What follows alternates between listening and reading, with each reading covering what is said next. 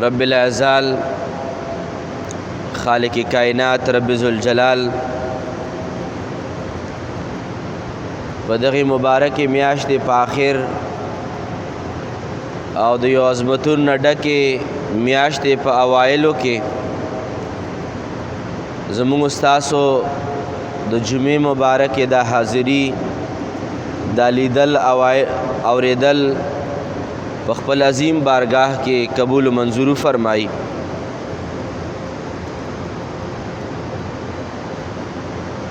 رمضان کریم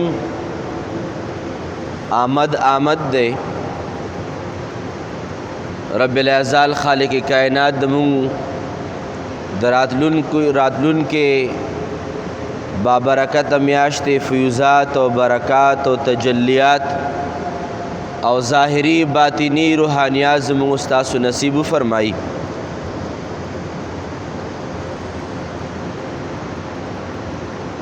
یو دو دریو مسائل و وضاحت نن خطاب کے ضروری گنم چې دا مسائل د رمضان کریم د راتلو نه وړاندې تقریبا هر مسلمان لا په د خبرو باندې علم او بیا د علم مطابق عمل ضروری دی. ټول نه ولنې مسله چې زار اسکول غواړم هغه دا ده چې کله رمضان کریم دغه ورځ شپې راشي چې یو ورځ دو ورځې منځ کې پاتې وي نو د میسیجونو په ذریعه باندې د سوشل میډیا په ذریعه باندې یو میسیج خوريږي او هغه میسیج صداسي وي چې تا ته د رمضان میاشت مبارک شه او بیا ورسره دا لیکلي وي چې حدیث پاک کې راځي چې څوک ټول نه اول چاله د رمضان مبارکي ورکي په هغه باندې جنت واجبېږي. او دا میسیج په سوشل میډیا فیسبوک باندې او دارنګې د میسیج په ذریعه باندې مالم سوزلې چې څنګه د شعبان میاشت شروع شو نو دا میسیجونه شروع شول چې زه اولنی هغه کس جوړ شم چې زه تعالی خوشخبری درکم او ما ته جنت ملاو شي او حواله هم د حدیث مبارک ورکړي وي. او بیا په دغې نن و سبا ورځ کې به تاسو هم ډېر میسیجونه راشي چې رمضان مبارک شو او چې چا مبارکي وله ورکړه هغه جنتی شو. صرف دغه یو مسئلې عرض آغاز کې کول غواړم. ټول نه اولنۍ مسله دا په دو حصو باندې تقسیم ده او دا زه ځکه عرض کول غواړم چې هسې نه چې د ثواب په ځای باندې چرته عذاب کې مبتلا نشو.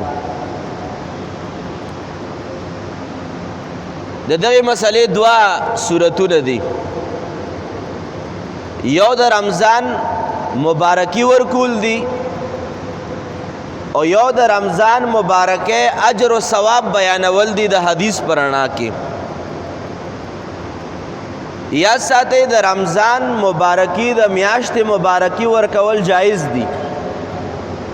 لکه زه تاسو ته اوس وایم چې ټولو د رمضان مبارک راتګ ټولو ته مبارک وي او تاسو وایئ چې خیر مبارک وي مفتی صاحب تا ته د مبارک وي نو دا مبارکی د رمضان ورکول جایز ده. خو لیکن د دغې مبارکۍ بیا دا فضیلت بیانول چې مبارکی د چاله ورکړه نو تا باندې جنت واجب شو دا د الله پر رسول باندې دروغ ویل دي. دا حدیث په یو کتاب کې هم نشته دی. د حدیثو خپل مرتبه وي او د دغه حدیث چې کوم موږ استاسو رایج کړی دی میسیجونو کې خورو دا د حدیث هغه مرتبه کې پروت دی چې ستا حدیث موضوعي وایي یعنی د ځان نه جوړ کړی شوی حدیث او د ځان نه جوړ کړی شوی حدیث په نبی پاک مبارک باندې څوک وایي سرور دو عالم نور مجسم شفیع معظم صلی اللہ علیہ وآلہ وسلم فرمائی من کذب علی متعمدا فلیتبوأ مقعده من النار. حضور نبی پاک فرمایي چې ما باندې چا دروغ وویل، دا د نورو خلکو باندې دروغ په شان دروغ مه ګڼئ چې یو کس باره کې دروغ ووایي چې دا خبره فلان کې کړې ده او کړې نه ده. یو په انسان عام انسان باندې دروغ ویل دي، یو د الله په نبی باندې دروغ ویل دي. د الله په نبی باندې دروغ ویلو دومره لوی نقصان دی چې دا کم دروغ ته ووایي د دروغو نه دین جوړ شو. او نبی پاک فرمایي چې چا په ما باندې دروغ وویل، دا انسان د په خپله مرضۍ باندې ځان له جهنم کې ټکانه تیاره کړي. مونږ څه کوو؟ میسج په دې نیت خورو چې جنت را تفریح کې میلاو شي، حالان کې د دې په ځای باندې جنت نه جهنم ورته میلاویږي. که چېرې دا حدیث د حدیث په نیت باندې چا شیر کړو، یو بل ته میسج وکړو، ځکه نبی پاک فرمایي دی د ځان له جهنم کې ټکانه تیاره کړي. هم که اوس څوک مبارکبادي وایي چې مبارک شه، خیر مبارک شه، ښکلې میاشت الله دې په خیر تېره کړي، چاته دعایي کلمات وایي، چاته مبارکي وایي، هم مبارکي ورکول جایز دي. هغې دپاره یو حدیث مبارک اصل دی. حضور نبی پاک مبارک نه حضرت ابو هریره رضی اللہ تعالی عنہ روایت کی، مصنف ابن ابی شیبہ حدیث تے. نبی پاک مبارک صحابہ کرامو ته ولاړ دی او داسې رمضان آمدو.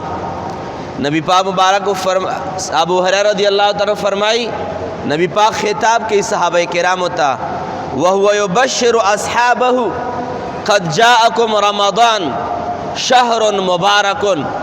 نبی پاک مبارک خطاب کوي او صحابه کرامو ته فرمایي چې صحابه کرامو مبارک شي په تاسو باندې د رمضان برکتناک میاشت راغله.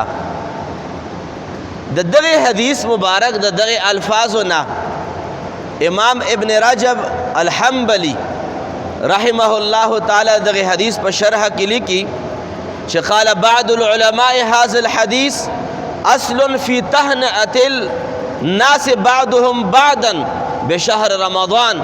فرمایي چې دا حدیث د دې لپاره ثبوت دی چې رمضان کریم کې یو بل خلق ځان مبارکي ورکوي، یو بل خلق وایي چې رمضان مبارک شه، چې دا حدیث دی د دغې لپاره او ثبوت دی د دې لپاره چې مبارکبادي ورکول د یو بل مسلمان د رمضان لپاره خو جایز دی. ځکه چې نبی پاک فرمایي وهو یبشر اصحابه، نبی پاک مبارک به خوشخبری ورکوله، زیری به ورکولو. نو مقصد مده حاضرینو چې دا خبره ځان سره یوسې او زده یې کوي او خلکو ته م ووایي مبارکبادي ورکول د رمضان کریم دا جایز دی، بلکې محبوب دی او مستحب دی.